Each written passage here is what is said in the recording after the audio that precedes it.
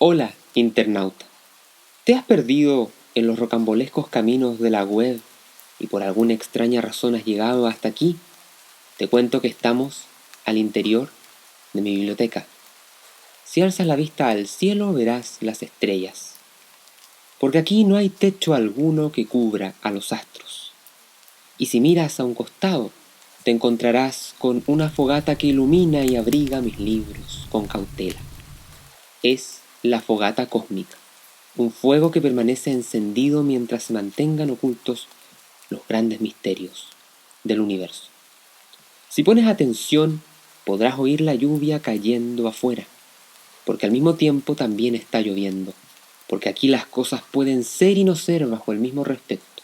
Acompáñame a descubrir las curiosidades más extraordinarias de la realidad.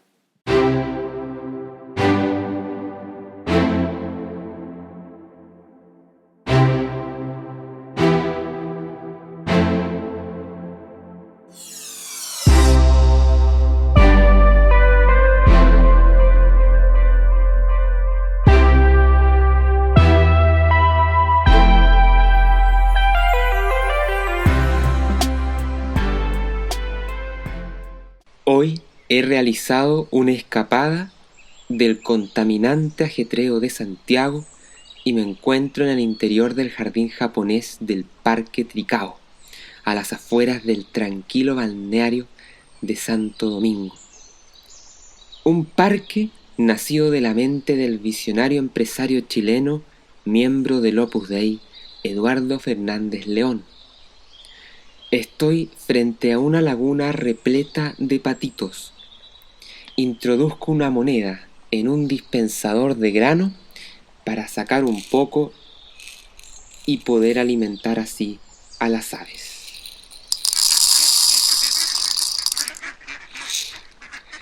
Me vine pensando esta mañana en las tantas cosas que van a cambiar de aquí en adelante con el arribo de la inteligencia artificial compleja.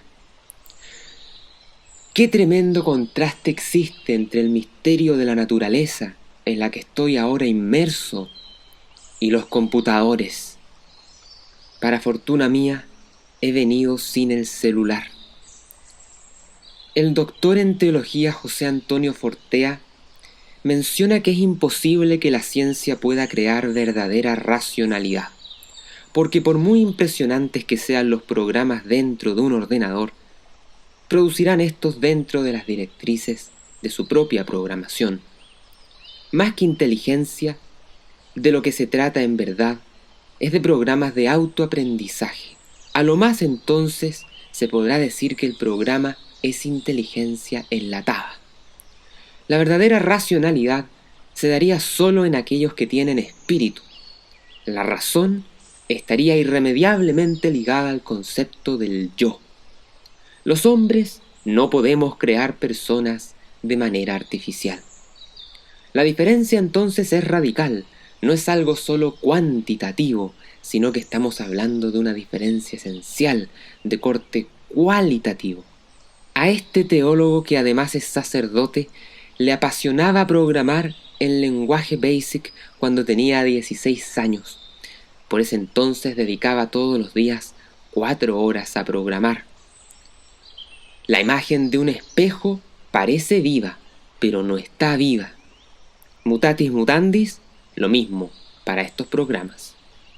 Fortea reconoce que la similitud, la apariencia, será tan compleja que será difícil recordar que se trata de un artificio, de una ilusión.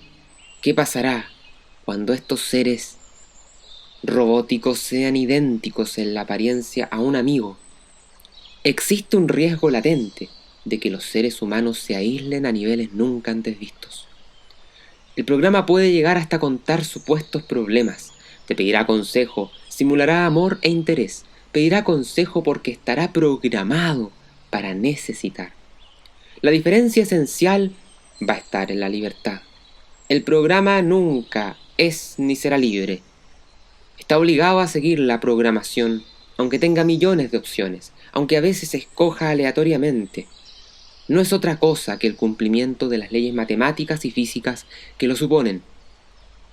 Según esta visión de las cosas, el ser humano, en tanto que ser espiritual, estaría hecho a imagen y semejanza de Dios. Ergo, sería libre. Ergo, no somos máquinas. Lógicamente, de las palabras de Fortea, se sigue que quien puede lo más, puede lo menos. Pero de quien puede lo menos, no se sigue que pueda lo más. Eso significa que nosotros solo somos capaces de crear algo parecido a nuestras personas, pero no podemos crear auténticamente lo que somos a partir de metales y de circuitos. ¿Te está gustando el contenido de este podcast?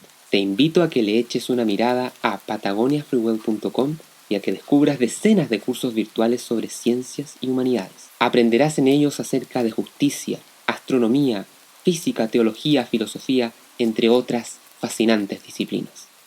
Así como libros exclusivos editados bajo el sello PFW Publishing, escritos por mí. Y ahora, sigue disfrutando este viaje sideral junto al calor de la fogata cósmica. Así las cosas, resuelto este punto, lo realmente problemático será la vida de zombie que llevarán tantas personas, que reemplazarán la interacción humana con la interacción con máquinas, sumándole al problema del extremo reemplazo laboral que se sigue del avance tecnológico. Esta advertencia no implica que Fortea se oponga al avance de la ciencia y la tecnología, sino que más bien debieran plantearse estos temas globalmente para mitigar los efectos adversos que supone este salto histórico en la vida cotidiana. ¿Qué hacer con los humanos? Ya estamos aquí. Nosotros necesitamos de cosas que las máquinas no para subsistir. Requerimos dormir, comer, tener abrigo.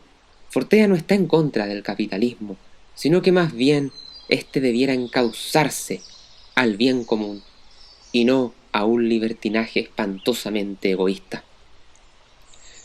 La solución estaría más allá de lo que pueda hacer una nación, incluso un continente. Pero vista esta alerta del padre Fortea, vale preguntarse, ¿quién es el llamado a buscar soluciones? ¿Las Naciones Unidas? ¿No están siendo acaso estos organismos criticados severamente por establecer en la pirámide de sus objetivos intereses ideológicos más que desinteresadamente humanos? El que un sacerdote advierta estos problemas del futuro cercano no deja de ser curioso, toda vez que si existe un empleo que está fuera del riesgo de la pérdida laboral, ese trabajo es precisamente el de sacerdote. Un sacerdote no puede ni podrá jamás ser reemplazado por una máquina. Eso sería ir en contra de la lógica más elemental de la teología cristiana. La máquina puede repetir oraciones, pero la conexión con Dios solo se puede realizar a través de un ser humano de carne y hueso. ¿Qué hará entonces el hombre con tanto tiempo libre? Pues tendrá que volcarse, digo yo, al cultivo de las ciencias del espíritu y a las humanidades, a la teología, a la ayuda del prójimo, a la contemplación de las artes, al estudio de la historia, de la filosofía, etc. Irónicamente, se estaría cumpliendo en parte el sueño de Marx, como advertía ya el denostado filósofo Roger Scruton, donde los hombres usarán su día completo para labores intelectuales, para comentar sobre tal o cual novela. Pero todo esto será no gracias al paraíso socialista que afortunadamente nunca llegó, sino que como consecuencia directa de la revolución industrial y el capitalismo que tanto odiaba y no entendía este señor Carlos. Pero dejémonos de idealismos y utopías fantásticas. Lo más probable es que el ser humano, cuando ya no tenga nada que hacer, se ahogue en su propia mediocridad y en la ley del mínimo esfuerzo. Más bien, el futuro se parecerá al futuro de los obesos de la película Wall-E, más que a las comunidades libreras. Pero mientras no llegue el apocalipsis informático, sigamos disfrutando junto a los patos, leyendo la sección de Artes y Letras del diario El Mercurio, en el ejemplar que he comprado en un kiosco cualquiera camino hasta aquí. Lo sé, un panorama nada juvenil para mis 28 años, pero que debo confesar me resulta muy entretenido. Oye, pero ¿quieren más trigo estos animales?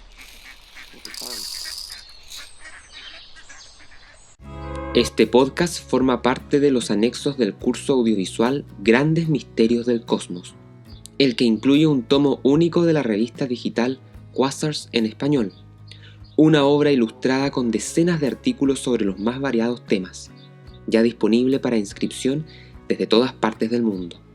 Ingresa al link adjuntado a este capítulo y descubre este exclusivo programa digital de PFW.